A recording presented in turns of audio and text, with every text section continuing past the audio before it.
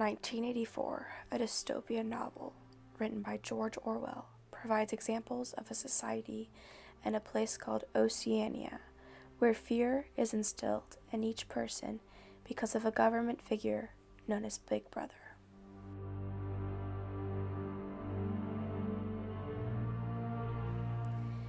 Big Brother creates constant surveillance and makes privacy impossible, even in places where privacy should be expected, like in your own home.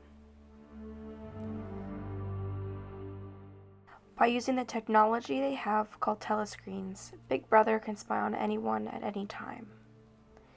This is just one example that Orwell uses in 1984 to warn our society of the possible outcomes when the government has power to watch us using things like our own phones and computers.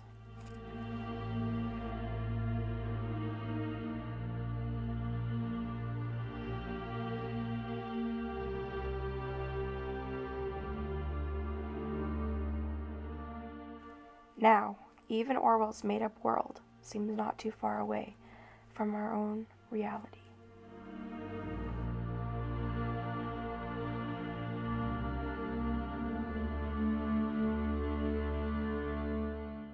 Agencies under an organization known as PRISM have the ability to sift through our own personal information on our phones or laptops, and they can use it in any way they want.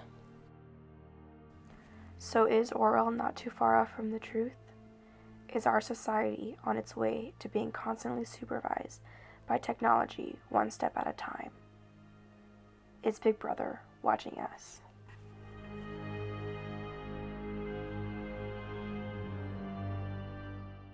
Americans tend to use technology on a day-to-day basis, and it becomes easy for an organization like PRISM to gather personal information and use it however they'd like. Though it's against the Fourth Amendment, that doesn't keep agencies like the National Surveillance Agency from using our own emails, text messages, and search histories to gather information about anything in our lives, and they even have the ability to use it against us. Under Section 702 of the Foreign Intelligence Surveillance Act, it claims that the Section 702 can only be used to gather intel on foreigners and that the law cannot be used against Americans because of the Fourth Amendment. But according to the Electronic Frontier Foundation, the law gives the intelligence community space to target foreign intelligence in ways that inherently and intentionally sweep at Americans' communications. I will always do the right thing for our country and put the safety of the American people first. But how exactly can we be sure that our privacy is safe when there are cases in which the government goes against the Fourth Amendment and gathers information without a search warrant and then prosecutes those involved?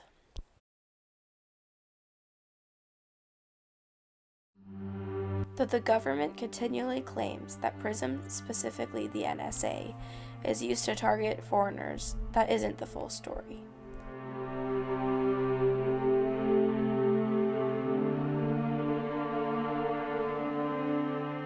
For a Brooklyn man named Argun has Bikram, his emails and communications were seen without a warrant, and because of this, he was accused and tried for attempting to provide materials to support a terrorist organization. When taken to court, the government even admitted to reading through his emails without a search warrant. Even though the government constantly tries to claim that they use PRISM and the organizations under it like the NSA, CIA, and FBI to spy on foreigners overseas, that doesn't mean a thing when in the end they use it however they'd like. And now, because of Trump's renewal of the bill in 2018, the agency will still be able to continue surveilling our internet for at least the next 5 years.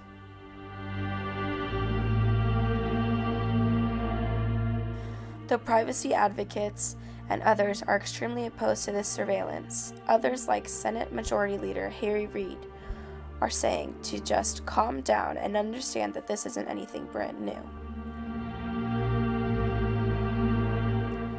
It may not be anything brand new, but it is something that, with the renewal of the bill, stands in the way of the Fourth Amendment and causes a big threat to Americans' privacy.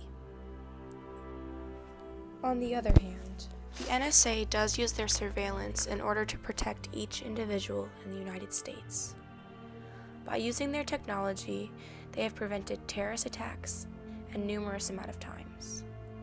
Without the NSA, yes, privacy would be hard to maintain, but just like in 1984, to have security and to feel safe, you have to give up a bit of privacy in order to have security. The more privacy that is given, the easier it is for a government to control everything and make a safe environment. For anything to be perfect, something will have to be given up in order for something to be gained. Because of this, it seems that how our society runs isn't that far off from how Orwell imagined it. Though there is an argument for both sides as to why the NSA surveillance program is important for the protection of people living in the United States, there is also a valid argument that the government is using their power in a way that should not be allowed, and that this isn't an exact give and take situation.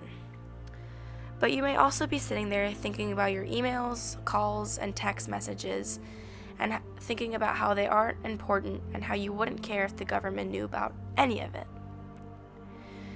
You may also have not thought about it till now. Yes, the sides do appear to be pretty equal when it comes to agreeing or disagreeing with the NSA surveillance. One thing everyone should be able to acknowledge is, if the government already doesn't abide by their own rules, like the Fourth Amendment, what's next? How far will the government be able to take it until we don't have any privacy, and the government runs our lives and knows everything to do with our personal lives because of the technology we use, like in the totalitarian society in Oceania?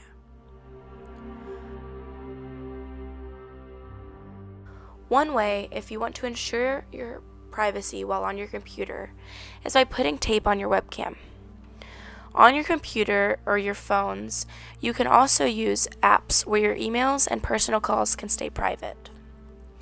And though the bill is currently in place and being abused by the NSA, in the future, when the bill is close to expiring, there are protests and petitions to the court that anyone can join and that could result in the privacy being restored.